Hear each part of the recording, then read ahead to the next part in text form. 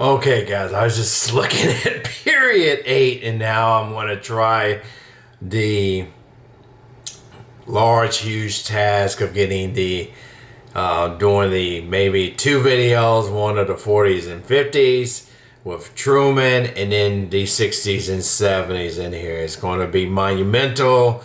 Well, I'm going to try to eventually edit and put up some notes, as I always try to point to try to leave out the corner for you. But here's the deal, and just I think this is good to know, just introductory of what I'm doing, so we can kind of involve you for this particular video. We're going to do Truman and Ike Eisenhower, Cold War internationally and domestically.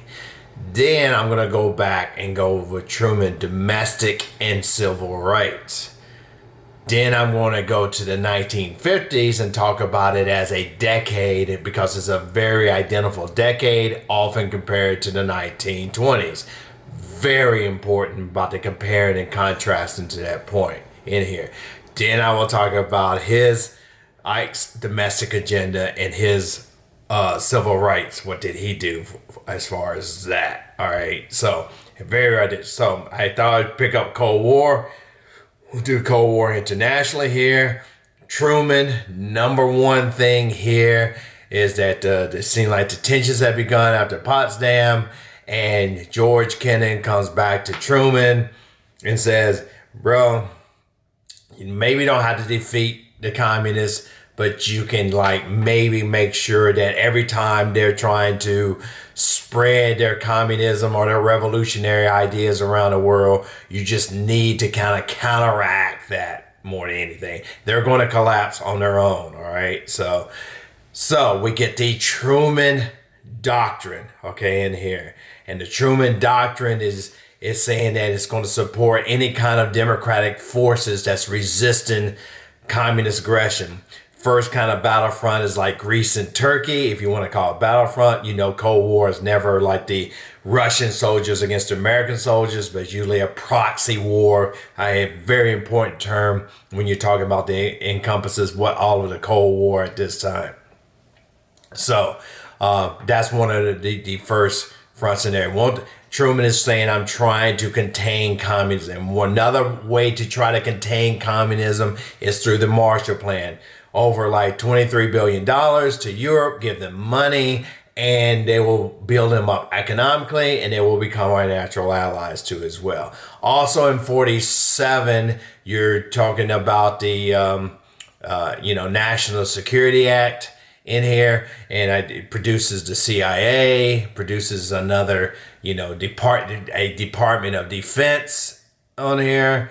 So, and a National Security Council. The big thing probably is the CIA evolving from, out of World War II into this Cold War era at this time.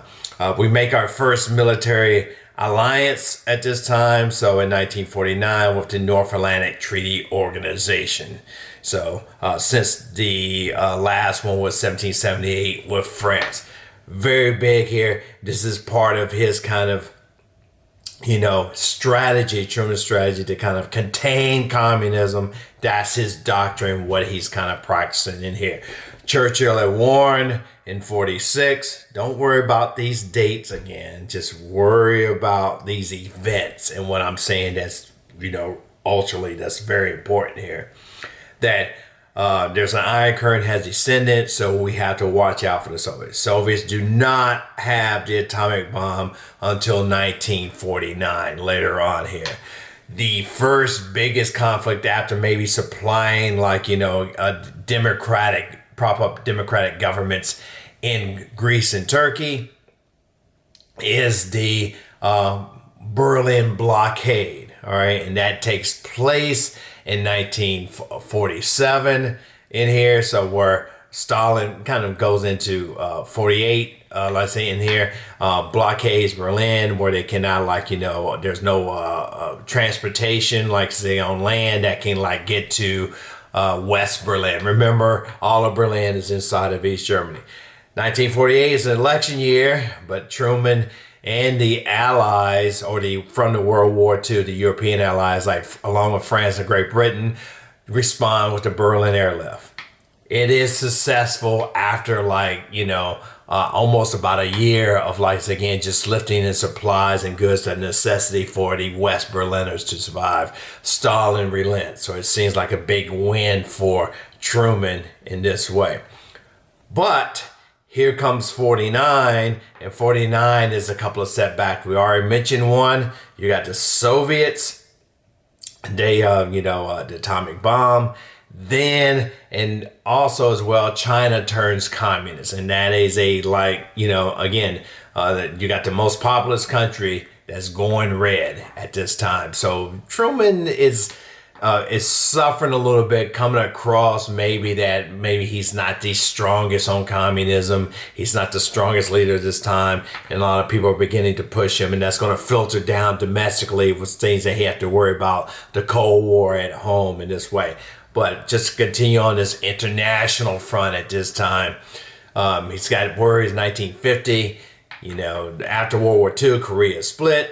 U.S. is going to support South Korea, and the Soviet Union is going to prop up and kind of occupy North Korea. Well, North Korea said, well, this is a good time to invade, and they do. Truman does not make a unilateral response. That's a good word. Just want you to know, unilateral, meaning that the U.S. will go in alone.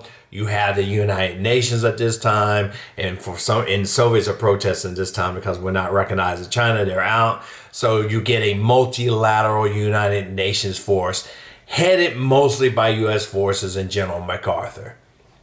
We counterattack, push him back. China gets involved in the war. They've already warned MacArthur about this, going up near their border. So they get involved and pushes back in here to where, where North and South Korea are divided, like I said, right now from North. It's an armistice. It doesn't really end the war. So at this time. Now, during this war, Truman is... does not, he does not end the war. Truman, again, does not run for election for 1952 because he's very unpopular this time. And plus, he probably did one of the most unpopular things, but maybe he thought was the most practical and pragmatic things, was to fire General MacArthur from the head of the UN and the U.S. forces there in Korea. So, and the reason why is because MacArthur was trying to be aggressive, talking about maybe attack from Taiwan, use nuclear weapons, and he was speaking out in public about it. And Truman just, fired him in this way. So very unpopular. So here comes Ike. We're going to get to him internationally at this point. He comes in, and again, you're talking about Truman and Ike are pretty pragmatic and moderate presidents. Truman's a Democrat, Eisenhower's a Republican in this way. And Ike has a lot of credentials coming in here. He helps, he already promised that he's got a strategy to end the Korean War, and he does. He basically threatens them, does threaten them that maybe he's going to use nuclear weapons. Stalin is poisoned. He dies in, 53. So the North Koreans feel like, and the Chinese feel like they don't have the big support of the Soviet Union while their leadership is in flux. So they signed the armistice here. So dividing Korea right there. And that's why you get the, again, it's still divided today and it's not really technically in the war. Nevertheless, there you go with Ike there. Now, you do have, what Ike is trying to do, he's trying to, what he says here, he's trying to maybe go to the brink, him and John Foster Dulles, the Secretary of State, that you don't need to know, that we'll go to the brink of war. We're actually not going to war at this time. And he was always had this concept about getting more bang for your buck with using the threat of nuclear weapons. All right, that was more part of his kind of foreign policy statement in this kind of strategy, him and John Foster Dulles, to combat the Russians at this time. So in here to build up this kind of nuclear force in this way to kind of to deter Russian aggression.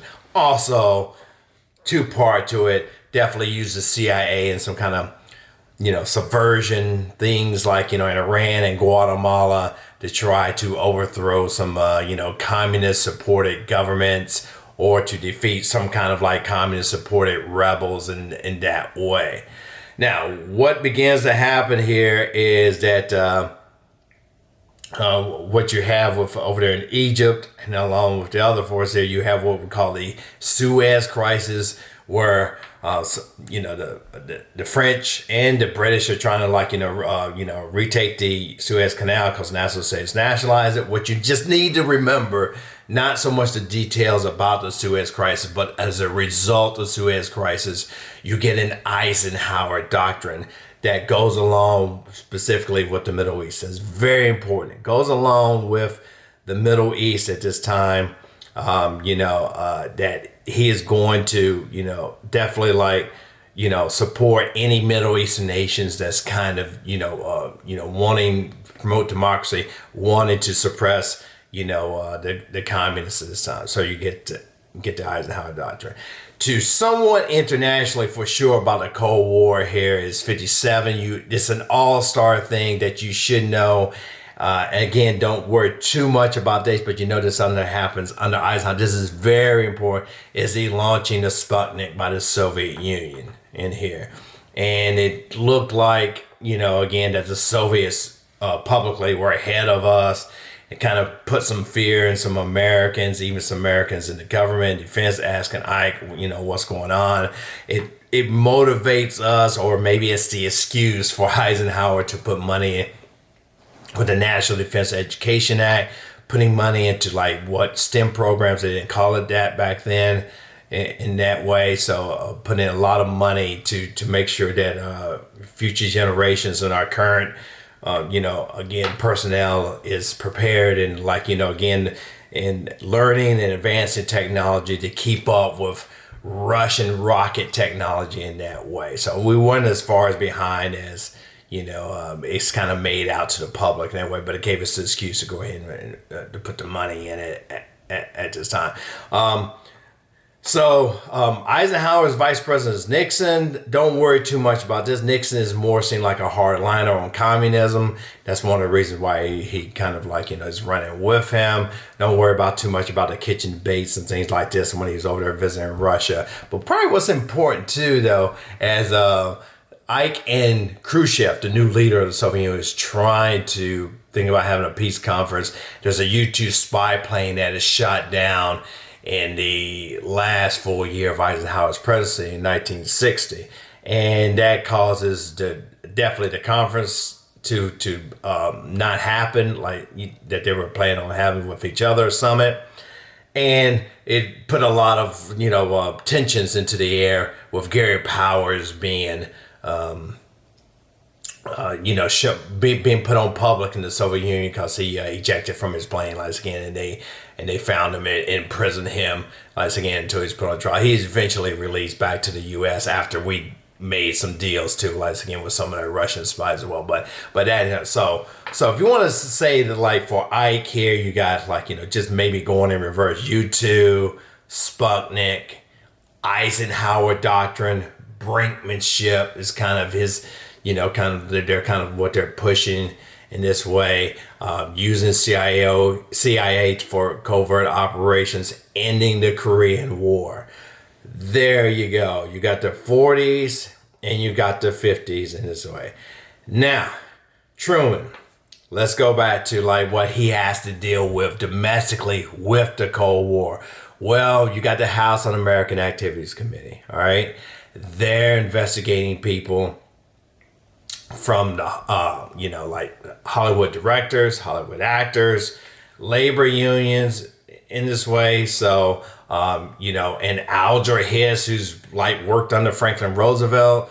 So he's worried about again, practically that communist spies in the government. And actually there may be some realistic reasons because we know this from all the nuclear secrets that were exposed, in during this time in the 40s here. But it seems to kind of go to the extreme. In hindsight, he's having, government people take loyalty oaths to kind of clear his kind of, all his government workers that they are any accusations they're communists. We unfortunately had the spy case of the Rosenbergs who were put on trial for selling nuclear secrets. They are both executed. It kind of can compare that to Sacco and Vanzetti.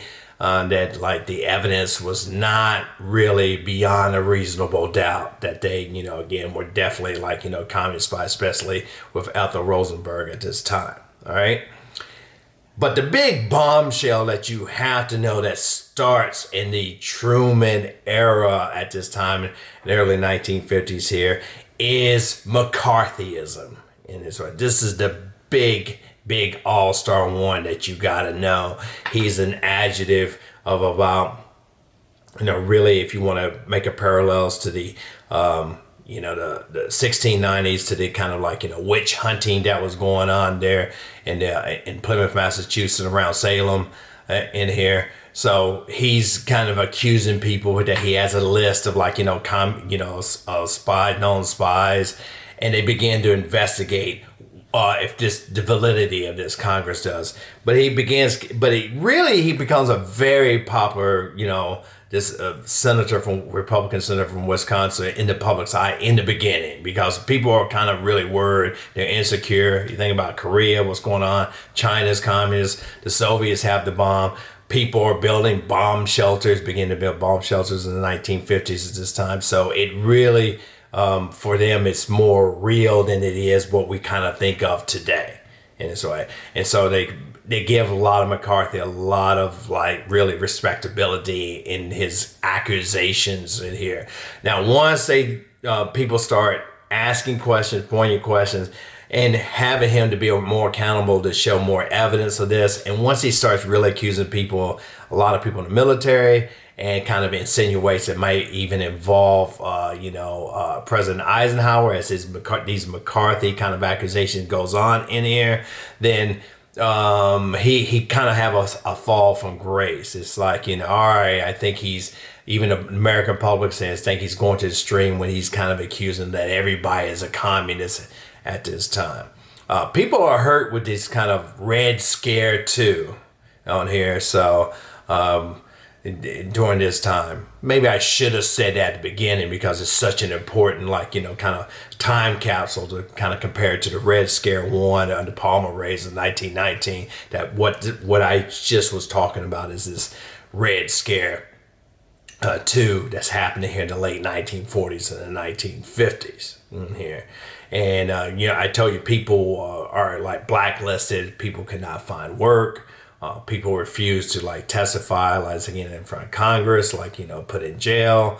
So it's, really, the atmosphere for some people who are accused of this, it's very negative. Supreme Court cases are really working against labor unions, any kind of political groups that they label radical at this time. In the early 1950s, it's going to, again, come back. It's going to be softened a little bit by the late 1950s in this way to kind of protect more of the civil liberties. You don't need to know any of those specific cases for, the test. All right, just know this about this Red Scare too, and the kind of climate. And you've got it during this time of the late 1940s and 1950s. Good. All right, let's see and go on here. Now, Truman, domestically in here, he just wants to carry on what FDR's been doing. He calls it the fair deal. If you forget about it, just say he's trying to carry on FDR's legacy. In here, he vetoes the Taft-Hartley Act, was very anti-union, but it is overwritten here, and it really, the unions are kind of being by Congress, laws and regulations, kind of like oversight for them in that way that you can't have a closed shop. Once again, you got to have a 90-day cooling off period, or put in here that really kind of tears down to Wagner. Truman wants expand Social Security, has some successes, raises minimum wage, wants expanded health care, more money for low income housing. Does not have the too much success in those couple of areas. You don't need to know that as much here. Now, the thing is about civil rights here, for a guy that's come from Missouri, really not somebody very exposed to African Americans at the time, and really not taking time for an issue here.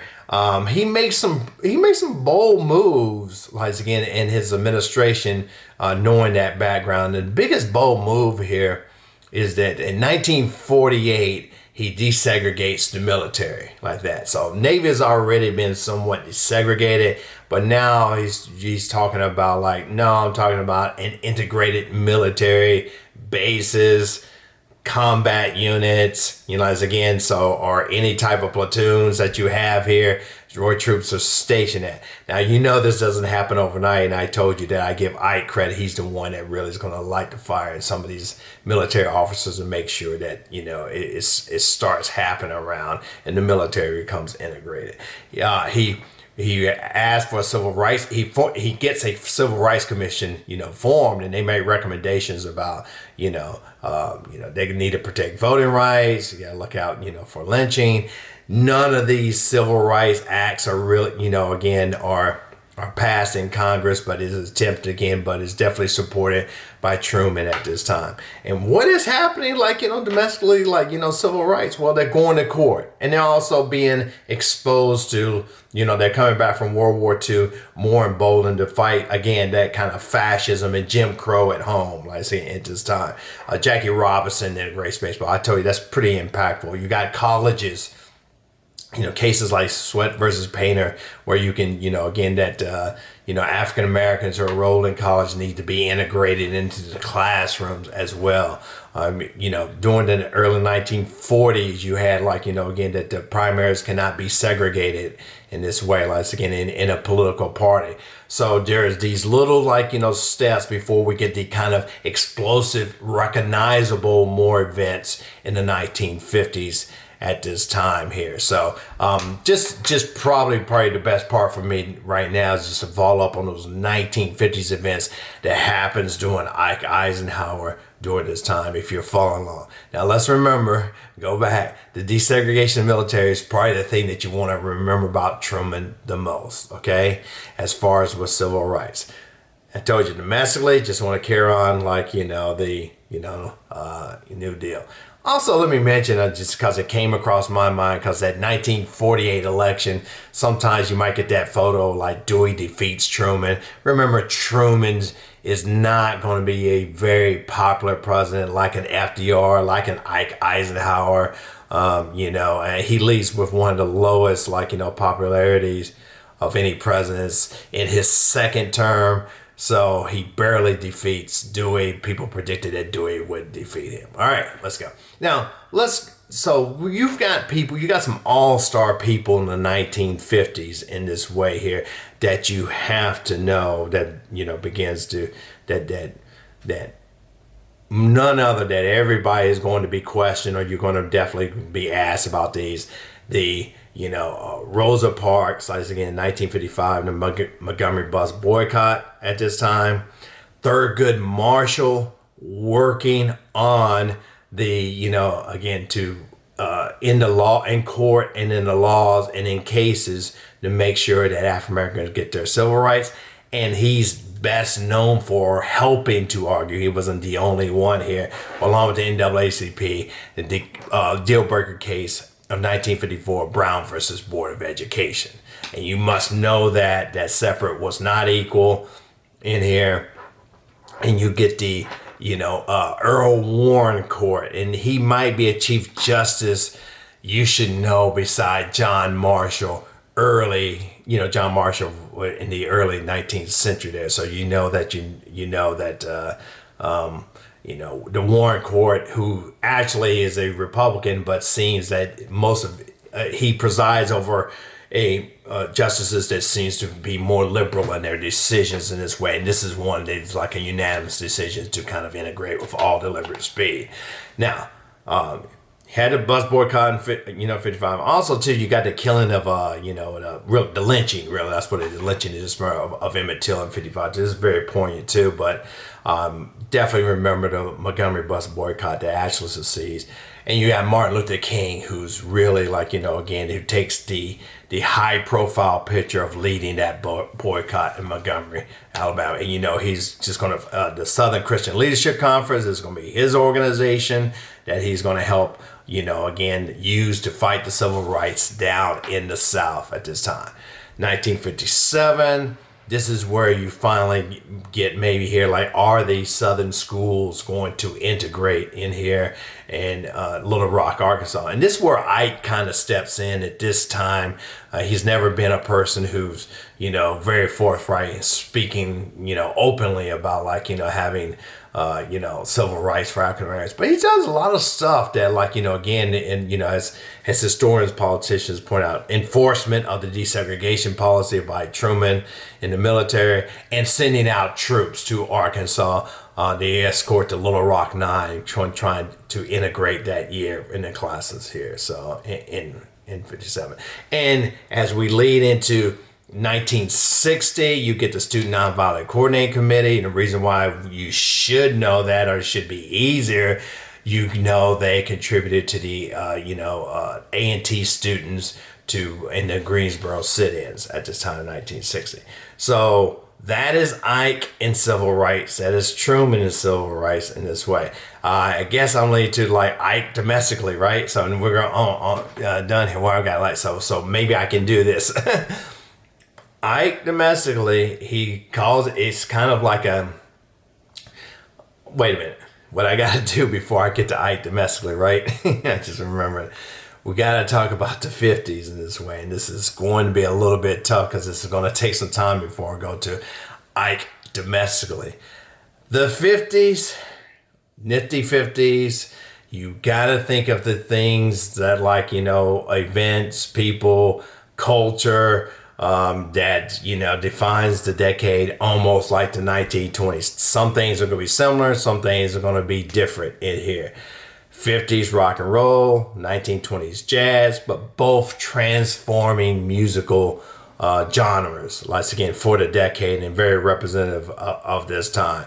The kind of fashion here of, like, of the 1950s as opposed in the 1920s, that kind of, you see that kind of rockabilly look with college shirts at this time, crew cuts with, like, some of the guys, but you also see some variety too. Like, you see the kind of leather jackets coming out, like, again, with some of the guys, and you see some of the dark colors that the beatniks are, like, kind of wearing as well.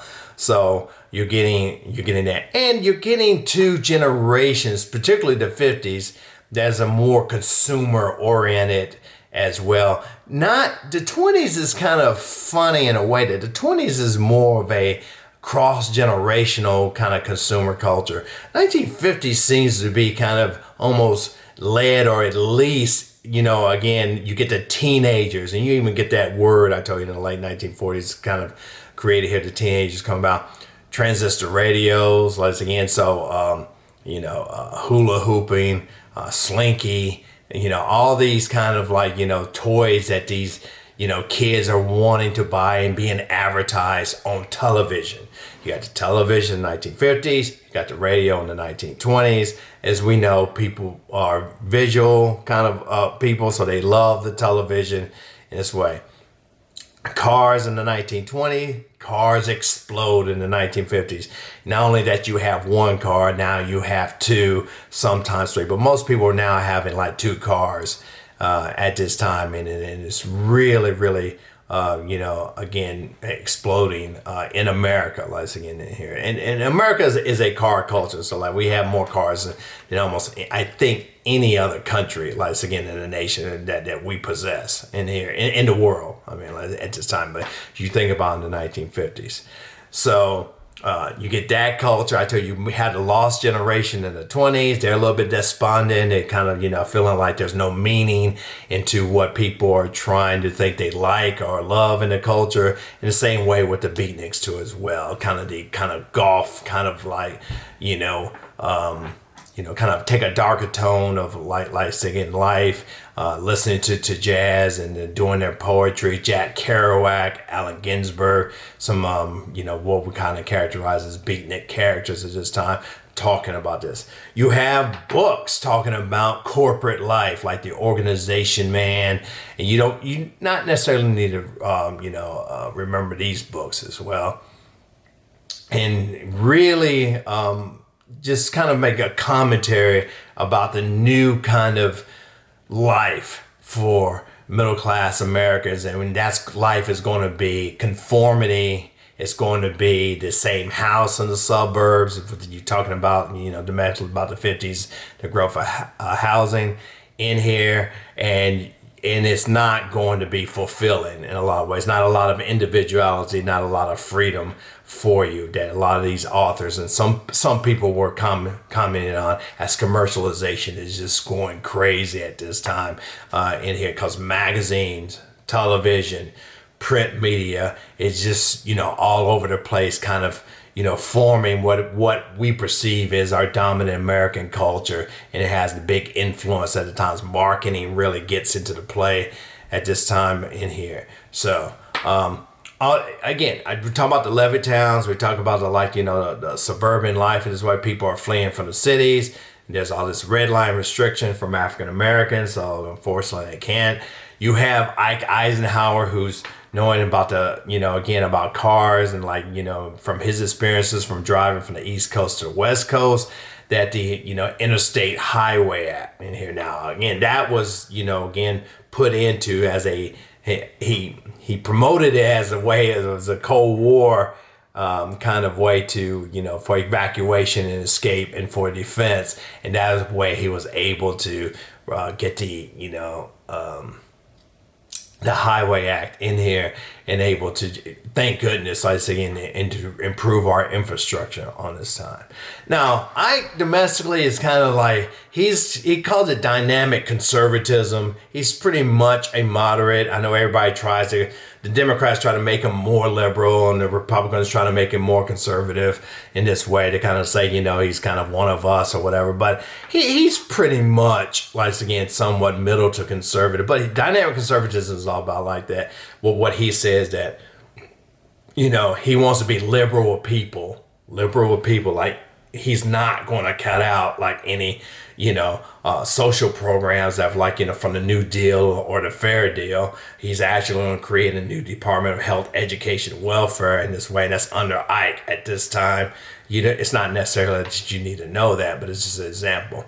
But he's going to be conservative with their money, meaning that he's not going to be having the federal government spend a lot of money or even extra money. He's definitely not going to be trying to raise any taxes. But tax rates are pretty high anyway on the on businesses and the upper income people regardless. And he even really does not go out to the labor unions at all in a way. So so that ought to tell you something about Ike's philosophy at this time here. So, but formed, again, talking about Sputnik, again, NASA's kind of like created this time. So, and got the Federal Highway Act and I think, and again, there'll probably be some notes that probably be up here to me over my shoulder that maybe I didn't say explicitly, but I think you got the all-star stuff with Ike domestically, because a lot of Ike domestically is the all-star civil rights. I will repeat during his time here, Brown, Montgomery bus boycott, the Little Rock Nine in there, and I'm not worried, the Greensboro sit-ins. Again, he appoints Earl Warren. Domestically, the Federal Highway Act and the State Highway Act, let's see in here that he passes, and that his just general philosophy too as well, domestically. So don't worry too much. And I think, especially let's concentrate on that 1950s, because there's so much that's identifiable and so much that is somewhat compared to the 20s. I know what I left out. We left out the ladies in the 1950s and some what they're doing. This mirrors the 1850s. That's what we can use. And the cult of domesticity. Now, middle class women are supposed to return home. You've seen the advertisements. You've seen the media that they're going to, they need to know their role in the family, and their role is domesticated. Inside, take care of the kids, and the men have a defined role themselves. It seems in 2023 terms are very, very sexist in a lot of ways. And television even kind of represents this kind of separation, this cult of Cult of Domesticity part 2 here. There's going to be a backlash, as you're going to see here, growing up into the 60s here. And that usually what happens when we talk about what is staying the same, what changes, but it kind of repeats itself. Now, you might have to say that really the 1920s women who were in the cities and who were middle class were a little bit more taking a step more liberation and more individuality than the prescribed norms and mores of the 1950s women. So it's some subtle differences there as far as like, the 20s and the 1950s. But always keeping that in mind, again, comparing and contrasting this time. All right, I mean, I doubt most of you have gotten to this point in this way, so we'll cut it off there. So like I said, good luck. I think I'll do one more, and like again, we'll do the 60s and 70s, and don't worry, I'll just kind of cheat on period 9 and just say a few things about that, because that's only 5% of your test. So, but I'll try to encompass all of that. And I hear, man, 60s is pretty dense here, so I'm pretty sure that's going to be a long one, unfortunately, guys. And maybe you say, oh, I'll just look at my notes or something. All right, see you guys.